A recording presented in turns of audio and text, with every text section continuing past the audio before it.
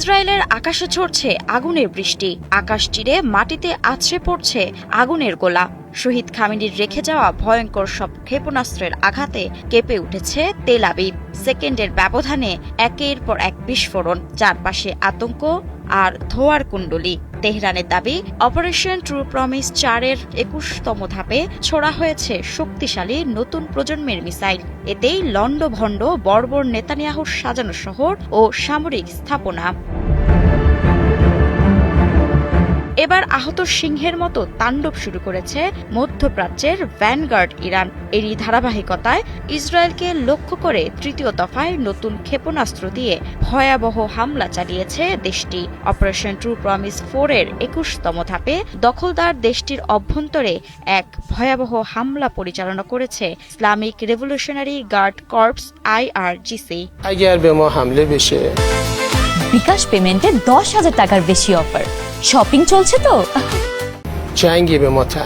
গত 28 ফেব্রুয়ারি ওই আগ্রাসন শুরুর পর লাগাম ছাড়া ঘোড়ার মতো ছুটছে তেহরান। গতকাল হামলায় নড়বড়ে করেছে ইসরায়েলের প্রধান আন্তর্জাতিক বিমানবন্দর। ইরান থেকে ছোড়া ক্ষেপণাস্ত্র বেন গুরিয়ন বিমানবন্দরে আঘাত হেনেছিল। এছাড়া ঝাঁকে ঝাঁকে ক্ষেপণাস্ত্র ও ড্রোন ছুটছে উগ্র ইহুদিবাদী ভূখণ্ড এবং উপসাগরীয় দেশগুলোয় মার্কিন স্বার্থ সংশ্লিষ্ট স্থাপনা লক্ষ্য করে। স্থানীয় সময় শনিবার সকাল থেকে ইসরায়েলকে ধ্বংসের হামলা চলমান রেখেছে ইরান। জেরুজালেমের আকাশ জুড়ে আন্তর্জাতিক গণমাধ্যমে চোখে দেখা যায় ধোঁয়ার কুণ্ডলী। গোটা শহরে বেজে ওঠে বিমান হামলার সাইরেন। শক্ত নিরাপত্তা বহন নিয়েও বেশ নাকানি চুবানি খেতে হচ্ছে নেতানিয়াহুর ইসরায়েলকে। ইরান থেকে ছোড়া ব্যালিস্টিক ক্ষেপণাস্ত্র হামলায় গতকাল শুক্রবার রাতে ব্যাংকারে আশ্রয় নিয়েছে লাখ লাখ ইসরায়েলি। ইসরায়েলের দিকে অন্তত 5টি ব্যালিস্টিক ক্ষেপণাস্ত্র ছুড়েছে ইরান। এ সময় এই হামলার জেরে সারা রাত লাখ লাখ ইসরায়েলিকে লুকাতে হয়েছে বাংকারে। দেশটির সরকারের ওপর চাপ বৃদ্ধি করতে ইরান এমন কৌশল নিয়েছে বলেই মনে করছে অনেকে।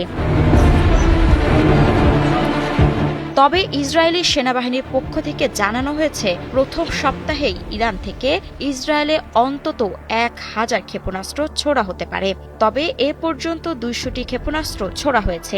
এদিকে ইসরায়েল ও উপসাগরীয় অঞ্চলে ইরানের লাগাতার ড্রোন ও ক্ষেপণাস্ত্র হামলার প্রতিক্রিয়ায় মার্কিন প্রেসিডেন্ট ডোনাল্ড ট্রাম্প ইরানের নিঃশর্ত আত্মসমর্পণ দাবি করেছেন এবং ট্রাম্পের এই বার্তা যেন কানেই তোলেনি ইরান তা যেন বুঝতে বাকি নেই। তাই তো বীর দর্পে লড়ে যাচ্ছে ইসলামী প্রজাতন্ত্র।